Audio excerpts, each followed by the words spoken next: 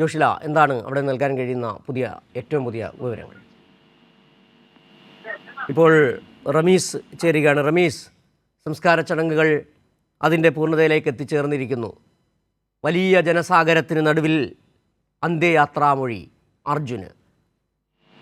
റമീസ്, എന്താണ് അവിടെ നിന്ന് നൽകാൻ കഴിയുന്ന പുതിയ വിവരങ്ങൾ? തീർച്ചയായും തീർത്തും വികാരനിർഭരമായ ഒരു കാഴ്ച, ഒരു ദുഃഖം സാഹചര്യം നിൽക്കുന്ന ഒരു സാഹചര്യം. അതാണ് പ്രിയപ്പെട്ട അർജുന് ഒടുവിൽ കേരളം ഒറ്റ മനസ്സോടുകൂടി എങ്ങനെ കാത്തിരുന്നുവോ അതുപോലെ നമ്മൾ യാത്രാമൊഴി നൽകി.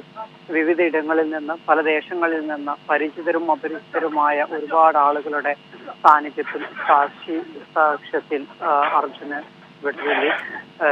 സമയം നേരത്തെ നിശ്ചയിച്ചതിലും വൈകി. കാരണം അത്രത്തോളം ആളുകൾ, ആയിരക്കണക്കിന് ആളുകളാണ് അർജുനെ അവസാനമായി കാണാനും അന്ത്യാഞ്ജലി അർപ്പിക്കാനുമായി ഒത്തുകൂടിയത്. നേരത്തെ നമ്മൾ കണ്ടതാണ്. വഴിയിലുടനീളം തലപ്പാടി മുതൽ കാസർഗോഡ് നിന്ന് വാഹനം കയറിയത് മുതൽ പലയിടങ്ങളിലായി ചെറുതും വലുതുമായ പ്രായമുള്ള ഒരുപാട് ആളുകൾ ഒരു അന്ത്യാഞ്ജലി അർപ്പിക്കാനായി ഒത്തുകൂടിയിട്ടുണ്ടായിരുന്നു. ഇത് അതിന്റെ ബാക്കി എന്നോണം ഇവിടെ നമ്മൾ കോഴിക്കോടേക്ക് പുലർച്ചെ വാഹനം എത്തുമ്പോൾ വീണ്ടും ആൾക്കൂട്ടങ്ങൾ ഉണ്ടാവുന്നു. വഴിയിലുടനീളം കൈകൂപ്പിയും മറ്റും ആളുകൾ, നിരവധി ആളുകളാണ് ഈ അർജുനെ അന്ത്യാഞ്ജലി അർപ്പിക്കാനായി ഒത്തുകൂടിയത്.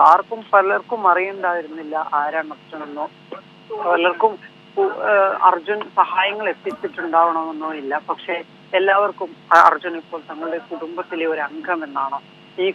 ഈ അർജുന്റെ സഹോദരിയും ഭാര്യയും കുഞ്ഞും അവരുടെ കുടുംബാംഗങ്ങളെ പോലെ കണക്കാക്കിയാണ് പലരും സഹായങ്ങളും അതുപോലെ തന്നെ പ്രാർത്ഥനയും പ്രതീക്ഷയും ഒത്തുകൂടുകയും ചെയ്തത്. നോക്കൂ, കേരളത്തിന്റെ മനോഹരമായൊരു കാഴ്ച എന്നുകൂടി നമുക്ക് തന്നെ വിശേഷിപ്പിക്കാം. പക്ഷെ അതിനൊരു സാഹചര്യമാണോ എന്നറിയില്ല. എങ്കിലും നേരത്തെ ഇത് പറഞ്ഞതുപോലെ ഒരു കേരളത്തിലെ നമ്മളിൽ ഒരുവനെ ഒരു മണ്ണിനടിയിലേക്ക് വിട്ട് കളഞ്ഞേക്കൂ എന്ന് പലതവണ പ്രകൃതി അടക്കം ഒരു പ്രതിസന്ധി സൃഷ്ടിച്ചപ്പോൾ അതിനൊന്നും വിട്ടുകൊടുക്കാതെ 75 നാളുകൾക്കിപ്പുറം അർജുനെ സ്വന്തം വസതിയിലേക്ക് തിരിച്ചെത്തി വീടിന് തൊട്ട് സമീപത്ത് അന്ത്യവിശ്രമത്തിന് അവസരമൊരുക്കുക.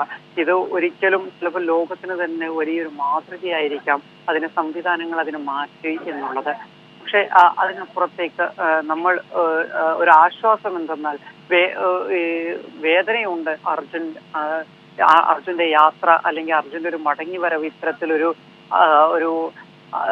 വേദനാജനകം തീർക്കുന്നതാണെന്നുള്ള ഒരു പ്രയാസമുണ്ട് മനസ്സിന്. എങ്കിലും ഒരു ആശ്വാസം, എന്തു പറ്റിയെന്നുള്ള ഒരു ചോദ്യം, എവിടെ അർജുൻ എന്ന ചോദ്യം, അതിനി നമുക്ക് വേണ്ട. അത് ഇനി അർജുൻ ഈ കണ്ണാടിക്കലിലെ തന്റെ വീടിന്റെ സ്വപ്ന ഭവനത്തിന്റെ തൊട്ടിപ്പുറം വിശ്രമിക്കും.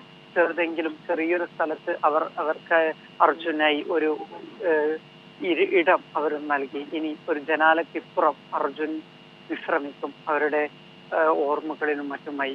നേരത്തെ നമ്മൾ പറഞ്ഞതാണ്, നീണ്ട യാത്രകൾക്ക് ശേഷം അർജുൻ പലപ്പോഴും വീട്ടിലേക്ക് വരുന്നത് ഒരുപാട് സമ്മാനങ്ങളും ഒക്കെ ആയിട്ടായിരുന്നു. പക്ഷെ ഇപ്പോ വരുമ്പോൾ ആ സമ്മാനങ്ങളൊന്നുമില്ല. പക്ഷെ ആ ഒരു കുഞ്ഞു കളിപ്പാട്ടം മാത്രമേ ഉള്ളൂ. ആ കളിപ്പാട്ടം വീട്ടിലേക്ക് വെക്കും. മറ്റൊന്നും അർജുൻ ഇപ്രാവശ്യം വരുമ്പോൾ കയ്യിലില്ല എന്നുള്ളതാണ് ആകെയുള്ള പ്രയാസം. കൂട്ടുകാർക്ക് നേരത്തെ നമ്മൾ കണ്ടതാണ്, നിരവധി കൂട്ടുകാരും യുവാവാണ് അർജുൻ. ആ യുവത്വത്തിന്റെ കാലയളവിൽ നിരവധി സഹായങ്ങളാണ് തങ്ങളാൽ കഴിയുന്ന വിധം മറ്റുള്ളവർക്കായി അർജുൻ ചെയ്തത്. ആ ചെയ്തതിനൊക്കെയും തന്നെ ഒരു കർമ്മഫലം എന്നോണം അർജുന് ഇന്ന് ഒരു യാത്രാമൊഴി. നിരവധി ആളുകൾ, കക്ഷി രാഷ്ട്രീയ ഭേദമന്യേ നിരവധി ആളുകൾ ഈ ഒരു അർജുന അന്ത്യ യാത്രാമൊഴി നൽകാനായി എത്തിയിട്ടുണ്ടായിരുന്നു. നമ്മൾ ദൃശ്യങ്ങളിൽ കണ്ടതാണ്. സിപിഎമ്മിന്റെ ജില്ലാ സെക്രട്ടറി പി മോഹനൻ മാസ്റ്റർ റമീസാണ് കണ്ണാടിക്കലിലെ വീട്ടിൽ നിന്ന് വിവരങ്ങൾ നൽകിക്കൊണ്ടിരിക്കുന്നത്. അർജുൻ്റെ സംസ്കാര ചടങ്ങുകൾ പൂർത്തിയായി കഴിഞ്ഞിരിക്കുന്നു. സഹോദരന്മാരും ബന്ധുക്കളുമടക്കമുള്ള നിരവധി പേർ സംസ്കാര ചടങ്ങുകളിൽ അന്ത്യ ശുശ്രൂഷാ കർമ്മങ്ങൾ നിർവഹിച്ചു. കണ്ണാടിക്കലിലെ വീട്ടിൽ നിന്ന് നിരവധി പേരാണ് വിവിധ നാടുകളിൽ നിന്നുള്ളവർ എത്തിച്ചേരുകയും ചെയ്തത്. ജോഷില ചേരുന്നു. ജോഷില, രാവിലെ മുതൽ ജോഷില കണ്ണാടിക്കല്ലുണ്ട്, അർജുൻ്റെ വീട്ടിലുണ്ട്. അവിടെ എത്തുന്നവരുടെ സ്നേഹം, അവരുടെ സ്നേഹവായ്പ്, അവിടെ എത്തിച്ചേരുന്ന പല നാടുകളിൽ നിന്നുള്ളവരുടെ ഇഴയടുപ്പം എല്ലാം മനസ്സിലാക്കാൻ കഴിയുകയും ചെയ്തു. അവിടെ വല്ലാത്ത ഒരു ദുഃഖത്തിൻ്റെ, വിഷമത്തിൻ്റെ ഒരു അന്തരീക്ഷം നമുക്ക് ദൃശ്യങ്ങളിലൂടെ വായിച്ചെടുക്കാൻ കഴിയുകയും ചെയ്യുന്നു. ജോഷില.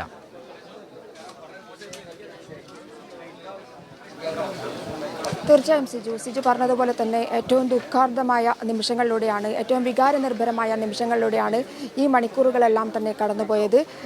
ഏറ്റവും ഹൃദയ നിർഭരമായ ഒരു യാത്രാമൊഴി, അന്ത്യയാത്രാമൊഴിയായിരുന്നു അർജുന് ലഭിച്ചത് എന്നുള്ളതാണ്. നമുക്കറിയാം, കഴിഞ്ഞ ജൂലൈ 8-നാണ് ഈ വീട്ടുമുറ്റത്ത് നിന്നും അർജുൻ യാത്ര തിരിച്ചത്. അതിനുശേഷം 16-ാം തീയതി അർജുൻ മിസ്സിംഗ് ആണോ എന്നുള്ള സംശയം വീട്ടുകാർക്കുണ്ടാവുകയാണ്. അതിനുശേഷം പിന്നീട് മാധ്യമങ്ങളിലൂടെ വാർത്തകൾ വരുന്നു. 20-ാം തീയതി മുതൽ മാധ്യമങ്ങളിൽ ഇതൊരു സജീവ ചർച്ചയായി മാറുന്നു.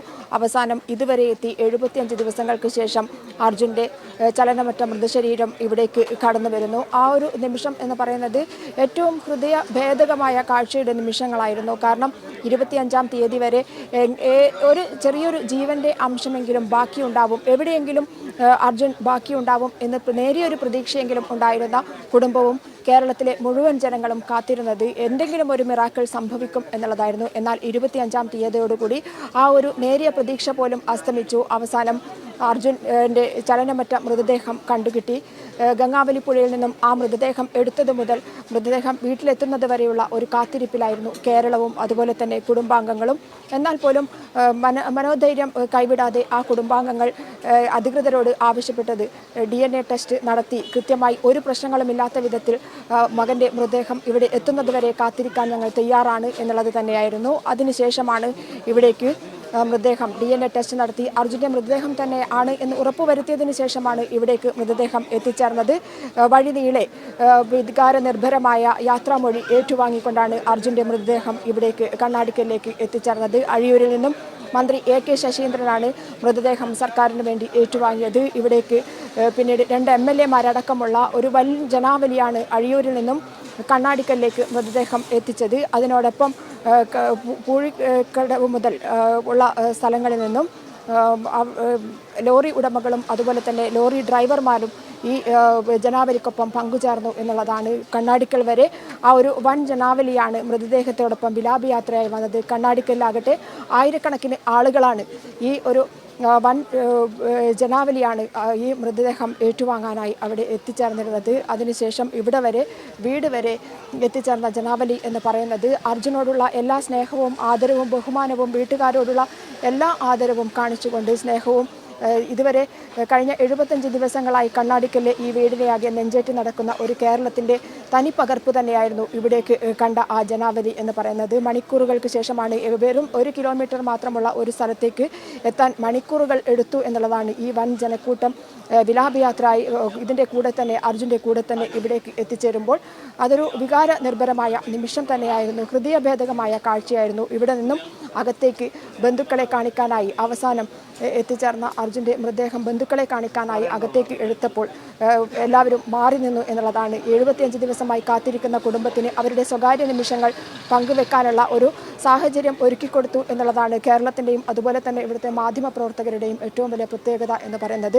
ആ കുടുംബത്തിൻ്റെ സ്വകാര്യതകളിലേക്ക് നമ്മൾ കടന്നു ചെന്നില്ല എന്നുള്ളത് തന്നെയാണ്. എന്നാൽ പോലും അതുവരെ അടക്കി നിന്ന എല്ലാ സങ്കടവും എല്ലാ ദുഃഖവും അവർക്ക് അണപൊട്ടി പുറത്തേക്കൊഴുകുന്ന ഹൃദയനിർഭരമായ ഒരു ഹൃദയഭേദകമായ ഒരു കാഴ്ച തന്നെയായിരുന്നു അത് എന്നുള്ളതാണ്. അതിനുശേഷം ഈ വൻ ജനാവലി ഇവിടെ നിന്നും കണ്ണാടിക്കൽ ടൗൺ വരെയുള്ള സ്ഥലങ്ങളിൽ വൻ ജനാവലി ക്യൂ നിൽക്കുകയായിരുന്നു അർജുൻ്റെ മൃതദേഹം അവസാനമായി കാണാനും അന്ത്യാഞ്ജലി അർപ്പിക്കാനുമായി. അവസാനം 11:45 ഈ ഇവിടെ നിന്നും മൃതദേഹം സംസ്കാര ചടങ്ങിനായി കൊണ്ടുപോയി.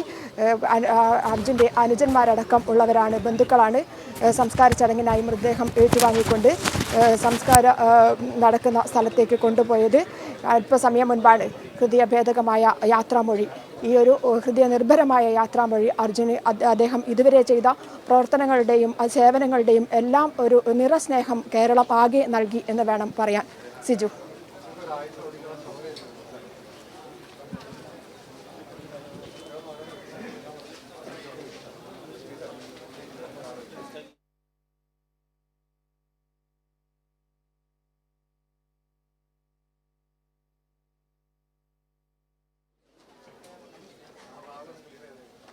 കേരളത്തിലെ എല്ലാ ജനങ്ങളും സാമൂഹ്യ രംഗത്തെയും രാഷ്ട്രീയ രംഗത്തെയും അതുപോലെ തന്നെ സാംസ്കാരിക രംഗത്തെയും എല്ലാ പ്രമുഖരായ നേതാക്കളും അതുപോലെ തന്നെ സാധാരണക്കാരായ ജനങ്ങളും എല്ലാം ഒരുപോലെ ജാതി മതഭേദം എത്തിച്ചേർന്ന ഒരു സംസ്കാര ചടങ്ങ് എന്ന് വേണമെങ്കിൽ വിശേഷിപ്പിക്കാം. നമുക്കറിയാം അർജുൻ ജീവിച്ചിരുന്ന കാലഘട്ടം എല്ലാവർക്കും കേരളമാകെ ഇന്ന് ചർച്ച ചെയ്തുകൊണ്ടിരിക്കുന്ന ഒരു കാലഘട്ടം കൂടിയാണ്. ചെറിയൊരു പ്രായമാണെങ്കിൽ പോലും കുടുംബത്തിൻ്റെ അത്താണിയായി കുടുംബത്തിൻ്റെ വെളിച്ചമായി മാറിയ ഒരു ചെറുപ്പക്കാരൻ. ആ ചെറുപ്പക്കാരൻ കുടുംബത്തിൻ്റെ മാത്രം പ്രതീക്ഷയായിരുന്നില്ല, സമൂഹത്തിൻ്റെ ആകെ പ്രതീക്ഷയായിരുന്നു.